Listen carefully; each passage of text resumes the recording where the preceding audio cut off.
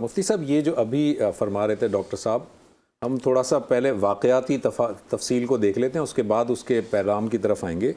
تو واقعات میں آپ نے فرمایا جیسے کہ یہ جو سواری پیش کی گئی جس کو ہم براق کہتے ہیں، حضرت جبرائیل نے فرمایا کہ بھائی اس سے پہلے کبھی ان پہ کوئی سوار نہیں ہوا۔ ہم تاریخ میں جب دیکھتے ہیں تو ہم دیکھتے ہیں دیگر بہت سارے انبیاء کے لیے بھی براق کی سواری موجود تھی، حضرت ابراہیم علیہ السلام کے بارے میں بھی آتا ہے۔ تو ذرا میں چاہوں گا اس کی بھی وضاحت کیجیے گا۔ دوسرا ایک بہت امپورٹنٹ نقطے کی طرف ڈاکٹر صاحب نے اشارہ کیا کہ جب وہ حضرت ام ہانی کے گھر پہ تشریف فرما تھے تو آپ کو جو ہے وہ حضرت جبرائیل علیہ السلام آئے، پھر آپ کا سینہ مبارک کو چاک کیا گیا، اس میں حکمت بھری گئی۔ تو سوال یہاں یہ پیدا ہوتا ہے کہ حکمت بھرنے سے کیا مراد ہے؟ کیونکہ آپ تو سراپا حکمت تھے، آپ تو ہمیشہ سے حکمت تھے، تو مزید حکمت بھرنے سے ذرا میں چاہوں گا ناظرین کی وضاحت کے لیے فرمائیے گا۔ جی، آپ نے بہت اہم جانب توجہ دلائی ہے۔ دیکھیے کہ نبی کریم صلی اللہ علیہ وآلہ وسلم کے جو معراج کے واقعات ہیں جو کتب احادیث میں بیان ہوئے ویسے ہی ہیں، لیکن یہاں یہ بات بھی ذہن نشین رکھنی چاہیے ہمارے ناظرین کو کہ ہم وہ لوگ ہیں جو یہ کہتے ہیں کہ نبی پیدا ہوتے بالقوہ بالفعل نبی ہوتا ہے، اعلان نبوت بعد میں ہوتا ہے۔ حضرت عیسیٰ علیہ السلام نے تو پنگوڑے میں کہہ دیا تھا کہ انی عبداللہ آتانی الکتاب وجعلنی نبیّا وجعلنی مبارکا۔ تو یہ باتیں ہمیں پیش نظر رکھنی چاہیے۔ باقی یہ ہے کہ یہ اللہ رب العالمین کا کرم ہے کہ اس نے کب کیا اعزاز دیا، کس طریقے سے نوازا، یہ تمام۔ لیکن یہ بات جو آپ نے فرمائی کہ نبی سراپا حکمت ہوتے ہیں، اس میں تو کوئی دو رائے نہیں ہے۔ یعنی اعلان نبوت کے بعد سے، اس سے پہلے بھی اور اعلان نبوت کے بعد سے اعلانیہ جو معاملات ہوئے وہ سر انجام دیے گئے، یہ اعزازات کی بات تھی۔ تو نبی کریم صلی اللہ علیہ وآلہ وسلم جو حضرت ام ہانی کے گھر سے، جیسے حضرت نے ابھی فرمایا، مسجد اقصیٰ تک اور وہاں انبیاء کی امامت کی بابت، یاد رکھیے کہ حضور علیہ السلام کا ایک فرمان ہے، انا امام المرسلین لا فخرہ، میں نبیوں کا امام ہوں، اس پر فخر نہیں کرتا۔ تو میرے ذہن میں یہ بات آتی ہے کہ فخر کی بات تو ہے، فخر کی بات تو ہے۔ موسیٰ پیچھے کھڑے ہیں، وہ اللہ سے کلام کرنے والے اتنے بڑے پیغمبر، ابراہیم، اسماعیل، یوسف، یونس، دانیال اور جناب یوشع، نوح، جناب حضرت آدم، یہ سارے پیچھے، آپ مقتدا ہیں، وہ مقتدی ہیں، بات فخر کی ہے، کرتے کیوں نہیں؟ تو عشق جواب دیتا ہے کہ یہ حضور کے لیے فخر کی بات نہیں کہ وہ نبیوں کے امام بن گئے، یہ تو نبیوں کے لیے فخر کی بات ہے کہ امام المرسلین ان کے امام بن گئے ہیں۔ سبحان اللہ۔ تو یہ باتیں ہمیں بہر صورت واقعہ معراج میں پتہ لگتی ہیں کہ ہمارے نبی کا مقام و مرتبہ کیا ہے، آپ کی رفت کیا ہے۔ اچھا، اس میں یہ بھی ڈاکٹر صاحب میں عرض کر دوں کہ کسی نبی کی تنقیص مقصود نہیں ہے ہمارا، ہم تمام نبیوں کی عظمت کو سلام کرتے ہیں، اور نبی کریم صلی اللہ علیہ وسلم کی جو شان وراء الورا ہے اس کو ہم جو ہے وہ اس لمحے پیش نظر رکھے ہوئے ہیں۔ اور نبی علیہ السلام کو جو معراج عطا ہوئی ہے، باقی انبیاء کو بھی معجزات ملے۔ اب دیکھیے کہ کلیم اللہ جناب حضرت موسیٰ علیہ السلام ابھی بتایا گیا، تو وہ جب اللہ سے کلام کر رہے ہیں، ہم کلام ہو رہے ہیں، تو ہم کلام ہوتے ہوتے ویسے بھی ہم کسی سے ٹیلی فون پہ بھی آج کل بات کر رہے ہوں تو ایک دن دل چاہتا ہے کہ اس آدمی کو بالمشافہ بھی دیکھیں۔ تو اب حضرت موسیٰ علیہ السلام نے کہہ دیا نا، رب ارنی انظر الیک، تو جواب کیا آیا؟ لن ترانی، موسیٰ تو نہیں دیکھ سکتا۔ یہ نہیں کہا کہ کوئی نہیں دیکھ سکتا، کہا موسیٰ تو نہیں دیکھ سکتا۔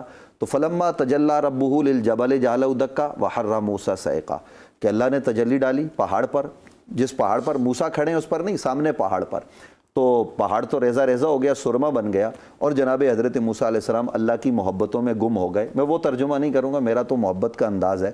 تو جناب رسول اللہ صلی اللہ علیہ وسلم کی عظمت، رفت، مقام اور مرتبہ ہمارے ناظرین بھی سمجھیں کہ کیا ہے۔ اللہ قرآن میں کہتا ہے لو انزلنا ھذا القرآن علی جبل لرأیتہ خاشعا متصدعا من خشیۃ اللہ، ہم قرآن کو پہاڑ پر نازل کرتے تو وہ خشیت الہیہ سے ریزہ ریزہ ہو جاتا، لیکن نبی علیہ السلام کے قلب اطہر پر نازل ہوا اور نبی علیہ السلام نے اسے قبول کیا۔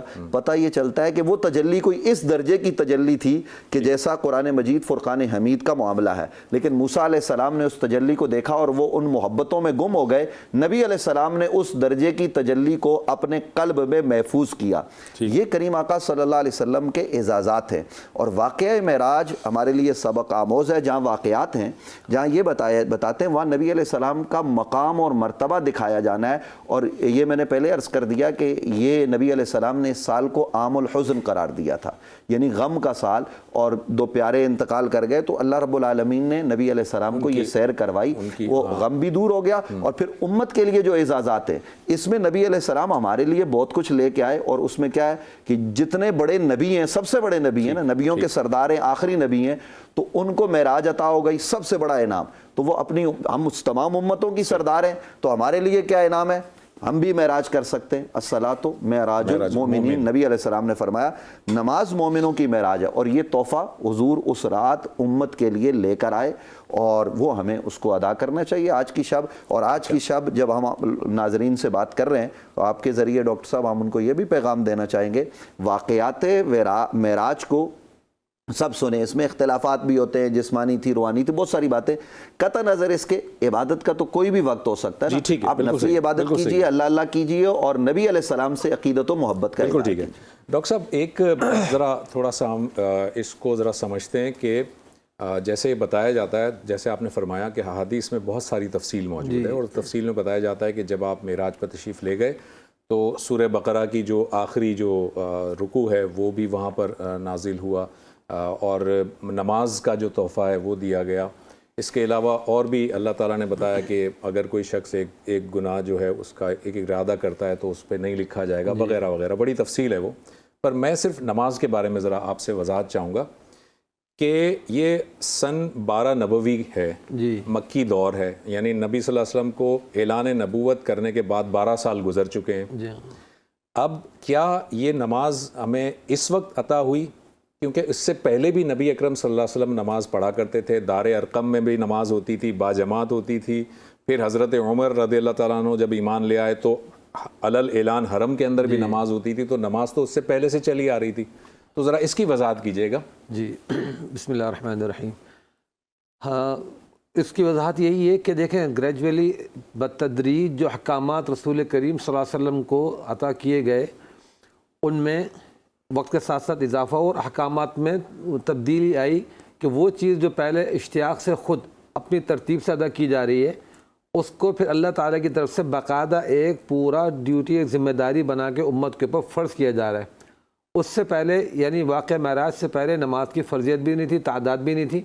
یہی وجہ ہے کہ احادیث میں آتا ہے کہ 50 نمازیں عطا کی گئی تھیں کہ 50 نمازیں آپ کی امت پڑھے گی. اب اس سے پہلے جیسے روزے کی بھی ایک رسول کریم صلی اللہ علیہ وسلم خود روزہ بھی رکھا کرتے تھے، یا غار حرا میں اعلان نبوت سے پہلے آپ خود اپنے طور پہ عبادت بھی فرمایا کرتے تھے. اب اعلان نبوت کے بعد باقاعدہ بتدریج آپ کو ساری چیزیں ایک سلیبس کے طور پہ امت کے لیے ملنے لگی کہ امت کو کیا کیا کرنا ہے. جیسے آپ نے سوال بھی کیا تھا نا کہ وہ آپ تو ویسے حکمت سے پورے سراپا حکمت ہیں، تو حکمت کا مزید دینے سے آپ کو کیا فائدہ ہوا؟ تو ظاہر سی بات ہے آپ صلی اللہ علیہ وسلم کے درجات میں تو ہر لمحے اضافہ ہوتا ہی رہتا ہے. جیسے امت نماز کے اذان کے بعد جو دعا پڑھتی آتی ہے محمد الوسیلۃ والفضیلہ وغیرہ، تو ہر طرف سے جب درود پاک پڑھا جا رہا ہے تو لمحہ بلمحہ آپ کے اعزازات میں ہمیشہ اضافہ ہو رہا ہے.